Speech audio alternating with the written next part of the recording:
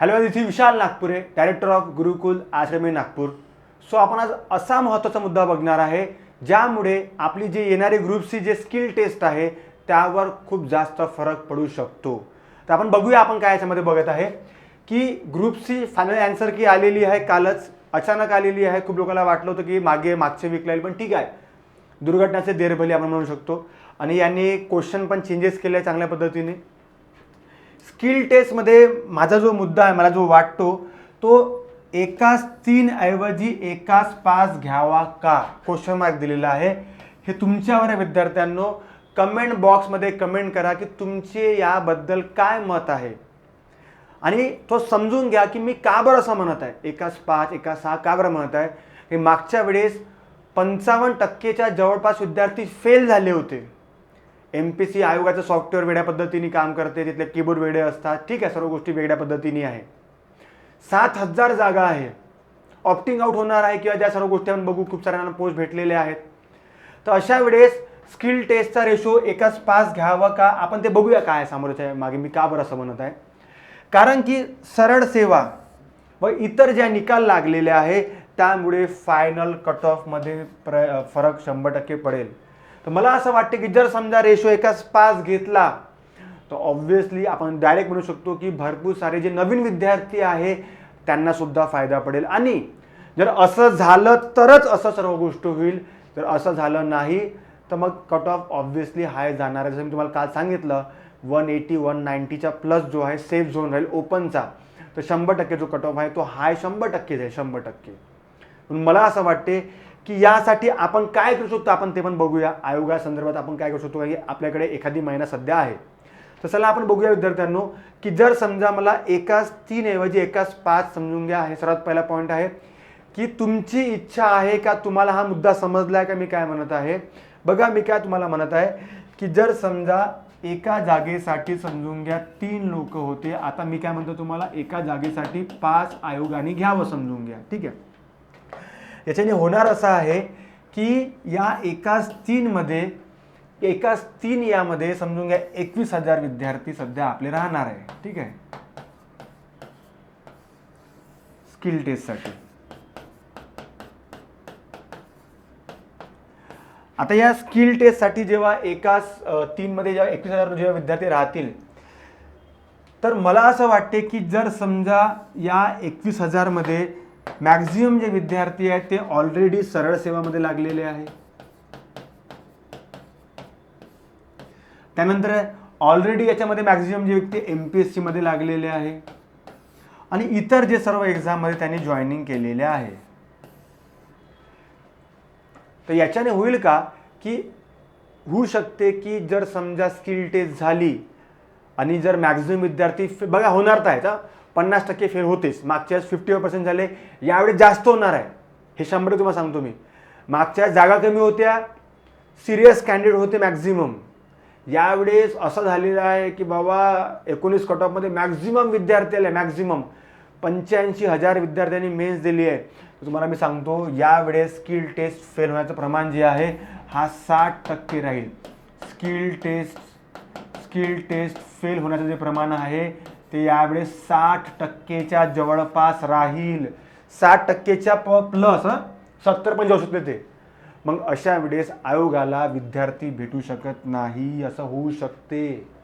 म्हणून मला असं वाटते की जर समजा तुम्ही आयोगाला एक योग्य प्रकारे जर तुम्ही मेल करत असाल, योग्य प्रकारे माननीय आयोगपासून तुम्ही सचिवांसारखा जे पण सर्व गोष्टी आहे जर तुम्ही आतापासून जर चालू करत असाल तर यामध्ये तुमचा फायदा आहे. अदरवाईज मग शेवटी मग ज्या गोष्टी होत्या त्या गोष्टी बघत राहा फक्त. कारण की बघा विद्यार्थी असून आपल्याला या गोष्टी आपल्या हातात असं आपण त्या गोष्टी केल्या पाहिजे, मला तरी असं वाटते. आणि बाकी या संदर्भात दुसरं कोणतंच हे नाही आहे, कोणतंच नाही ना, कोर्ट आहे ना काही आहे, काही आहे, ठीक आहे. सिम्पलमध्ये आपलं एक काम आहे की आयोगाला आपल्याला मेल पाठवायचा आहे. मेलमध्ये तुम्हाला विशिष्ट गोष्टी लिहायच्या आहे की मागच्या वेळेस अशा गोष्टी झाल्या होत्या, मागच्या वेळेस विद्यार्थी मॅक्झिमम फेल झाले होते, ते विद्यार्थी त्यांना भेटले नाही, तर असं नको व्हायला की जागा खाली चालल्या किंवा काही गोष्टी अशा होणार आहे. तर मला असं वाटते की एकाच 5 जर समजा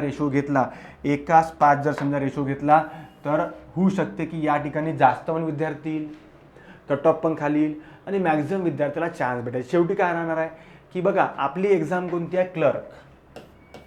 आपली एक्झाम कोणती आहे, क्लर्क. शेवटी तेच लोक पास होतील ज्यांची टायपिंग स्पीड चांगली आहे आणि याच्यामुळे शासनाला सुद्धा चांगला ह्युमन रिसोर्स भेटेल. हे तुम्हाला त्या याच्यामध्ये तुम्हाला निवेदनामध्ये लिहायचं आहे. निवेदन चांगल्या पद्धतीने बनवा. माननीय आयोग किंवा सचिवासंदर्भातलं जे पण आपलं राहील त्यामुळे तुम्हाला तिथे गोष्टी सांगायच्या की आपण का बरं करत आहे. असं नाही सांगायचं की बाबा नाही चान्स द्या, असं नाही. तुम्हाला सांगायचं आहे की यामुळे शासनाचाच फायदा होईल. शासनाला योग्य तो तुम्हाला जो टायपिंग संदर्भात क्लर्क चांगले भेटतील ज्यांची टायपिंग स्पीड चांगली आहे. मागच्या वेळेस जागा कमी होत्या 400-500 तरी समजून घ्या 53-55% फेल झाले. यावेळेस समजून घ्या 7,000 जागा आहे तर ऑब्व्हियसली 60%वर फेल होण्याचे चान्सेस आहे. तर अशा वेळेस माननीय आयोगांना विनंती आहे की त्यांनी या संदर्भात लक्ष घालावं. तर एकाच 5 मी तुम्हाला सांगत आहे. समजलं सर्वांना. तुम्ही मला सांगा का बरं असं म्हटलं की जे पण सरळ सेवाचे जे एक्झाम लागले. आता एक्झाम्पल आता माझे क्लासचे भरपूर सारे विद्यार्थी आहे जे टॅक्स रजिस्टरमध्ये होते, क्लर्कमध्ये होते. आता समजून घ्या ते ASO लागले, जे समजून घ्या आता बाकी एक्झाममध्ये चांगल्या पोस्टवर लागले, राज्यसेवेत लागले आहे, ते विद्यार्थी ते करणार नाही. सरळ सेवामध्ये पण खूप चांगल्या अशा पोस्ट आहे की जे आपले जिल्हे सोडून, आता तलाठी पण याच्यामध्ये येतात, ठीक आहे, आपले जिल्हे सोडून ते या ठिकाणी जाणार नाही आहे. म्हणून फरक शेवटी असं होणार बघा, तलाठी जॉईनिंग आज ना उद्या कधी ना कधी येणारच आहे. ते पण शेवटी ऑप्ट करतील, बाहेर निघतीलच. मग अशा वेळेस असं होईल की यांच्याकडे लोकच भेटणार आहे टायपिंग स्किल टेस्टसाठी. मला तरी असं वाटते की शासनाने किंवा MPSCनी या संदर्भात इंटरफेअर करावं आणि त्यांनी सरळ परिपत्रक काढले, त्यांनी सांगावं, त्यांनी विद्यार्थ्यांच्या ज्या समजा मागण्या असेल तरच. बघा मी काय म्हणतो तुम्हाला, जर समजा विद्यार्थी पॉझिटिव्ह असतील तरच, अदर शासनाला तेवढं कामधंदे नाही आहे. म्हणून तुम्हाला म्हटलं की तुम्हाला योग्य तो तुम्हाला ईमेल त्यांना करायचा आहे. मेल तुम्हाला सर्वांना माहिती आहे, ईमेल तुम्हाला त्यांना करायचा आहे.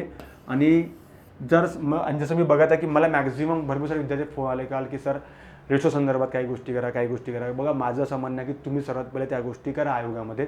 जास्त वेळ राहिलेला नाही आहे. जूनमध्ये तुमची स्किल टेस्ट होईल, लवकरच तुम्हाला त्या गोष्टी समजून जाईल. 1-2 दिवसामध्ये स्किल टेस्टचं चालू करा तुमचं काय आहे ते रेशो संदर्भातलं, नंतर काही होणार नाही आहे. ठीक आहे, समजलं. तर असा आपला विद्यार्थी हा आपला एक सिंपल लहानसा व्हिडिओ आहे की एकाच 3 ऐवजी एकाच 5 घ्यावा का, एकाच 3 ऐवजी एकाच 5 घ्यावा का. त्यामागचा रिझन आहे की मॅक्झिमम विद्यार्थी स्किल टेस्टमध्ये येतील. का बरं मॅक्झिमम विद्यार्थी पाहिजे की यामध्ये असं होऊ शकते की जे सरळ सेवा जे आहे इतर एक्झामचा आहे यामुळे 100% फरक पडलेला आहे आणि पडणार आहे सुद्धा. आणि खूप मोठी भरती लक्षात ठेवायचं. समजलं का सर्वांना. तर आय होप हा व्हिडिओ सर्वांना शेअर करा. जे ग्रुप सी वाले आहे, जे ग्रुप सी वाले विद्यार्थी आहे ज्यांची फायनल आन्सर चेक केले, ज्यांचे स्कोर 150-160च्या वर आहेत मॅक्झिमम लोकांनी, त्यांनी याचा विचार करा. आणि ज्यांचे स्कोर कमी आहे 140 वाले, म्हणजे होईल का याच्यामुळे की ज्यांचा स्कोर कमी आहे त्यांना पण चान्सेस 100% आयोग देणार आहे.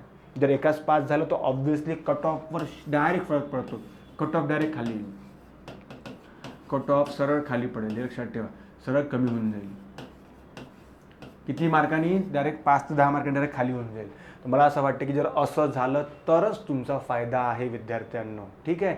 तर ज्यांचे स्कोर 130, 140, 150 आहे त्यांनी या संदर्भात भिडून जा पूर्णपणे. काय तुम्हाला आयोगाला मेल करायच्या सर्व गोष्टीचं. ठीक आहे. तर हा होता आपला मुद्दा रेशो संदर्भातला. ठीक आहे. थँक्यू. जय हिंद, जय महाराष्ट्र. तुमचे जे पण सूचना असेल ते कमेंट बॉक्समध्ये कमेंट करा. ठीक आहे. थँक्यू. जय हिंद, जय महाराष्ट्र. थँक्यू.